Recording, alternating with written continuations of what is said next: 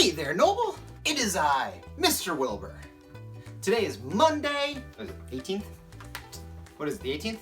Today is Monday, May 18th, also known as Season 9, Episode 1, with these of which we call the Noble High School morning announcements.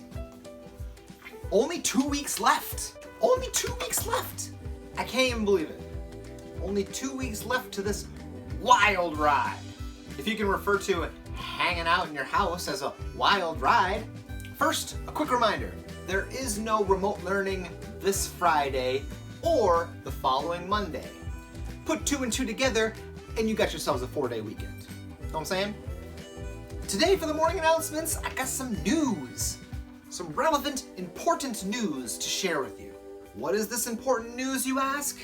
Broadway sensation Hamilton is coming to Disney Plus this year on July 3rd. Now, there may be some of you right now who are like, Hamilton, what's that? First of all, what are you even doing? Hamilton is a Broadway musical which, if I'm being honest, is difficult to explain. As the words come out of your mouth, it sounds ludicrous. Hamilton is a Broadway musical about the life of one of our founding fathers and the United States' first Treasury Secretary, Alexander Hamilton. It's a story of immigration, the US's war for independence, some love triangles, and the founding of our country's financial system. And of course, this is all told through the language of music, specifically hip-hop. But as ludicrous as a hip-hop Broadway musical about our first Treasury Secretary sounds, it's actually incredible. I am a huge fan. A huge fan? Mr. Wilbur, have you ever seen it on Broadway? No, I have never seen it on Broadway. Tickets can be between $300 and $1,000. My plan was to see it in like 10 years. The only musical I have legitimately seen on Broadway, I saw when I was 18 years old, and that was Rent. December 24th, 9 p.m. Eastern Standard Time. From here on in, I shoot without a script. See if anything comes of it. Instead of my old quick side note, for some reason, the original Broadway cast recording of Rent isn't available on Spotify. The inferior movie version is. The recent live television version is. But not the OG cast recording. A couple Spotify users have been able to sneak some of the original cast recording songs on Spotify, but it's missing a bunch of tracks. It's situations like this where it's always good to have a physical copy. I have the CD, I've long since uploaded it to my Google Play library. I'm all set, don't worry. Leave behind, find the one song, one last refrain, glory from the pretty boy front man.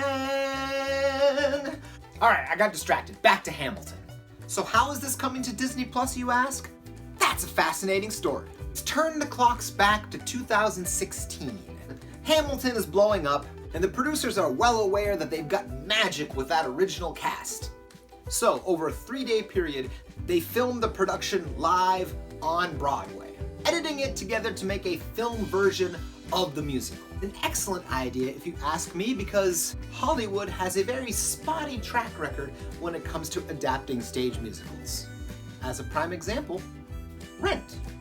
Oh, and Phantom. Ugh. Gerard Butler. Gerard Butler? Really? Really? Focus. So Disney buys the rights to that film adaptation for $75 million back in 2016.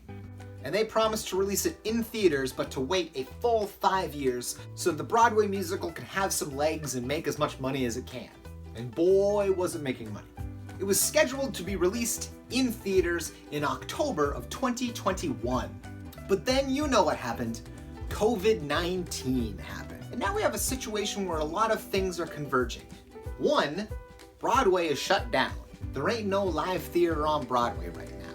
Hamilton is not making any money right now. And B, everyone is hurting for content right now.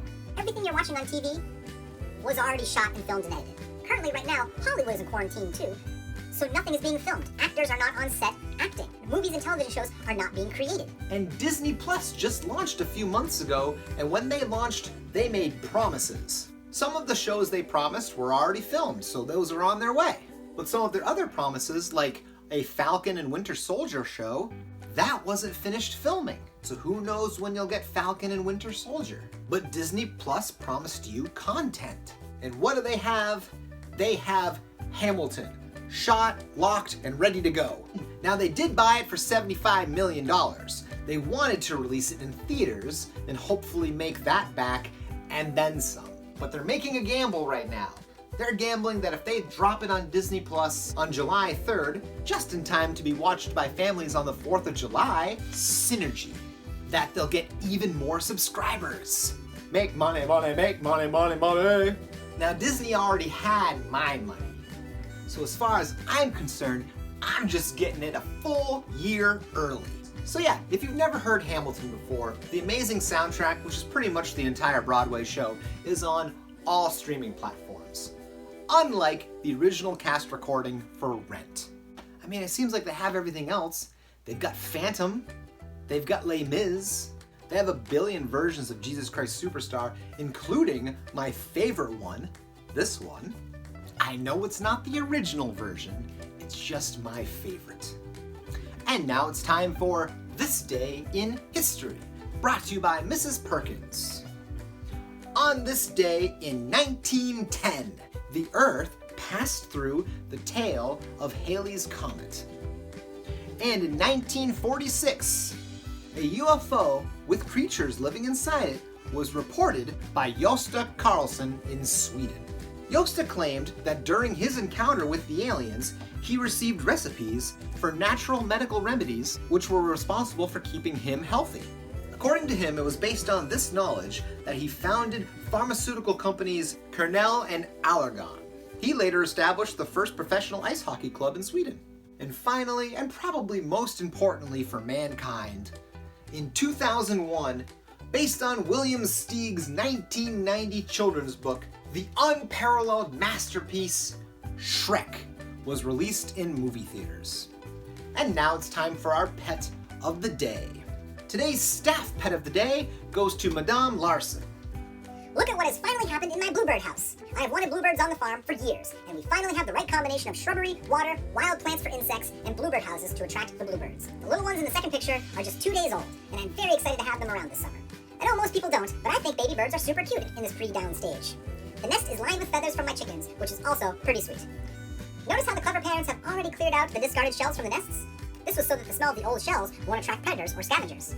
I am hoping that you might feature these as the staff pet of the day, even though it would make my captive pets jealous if they knew.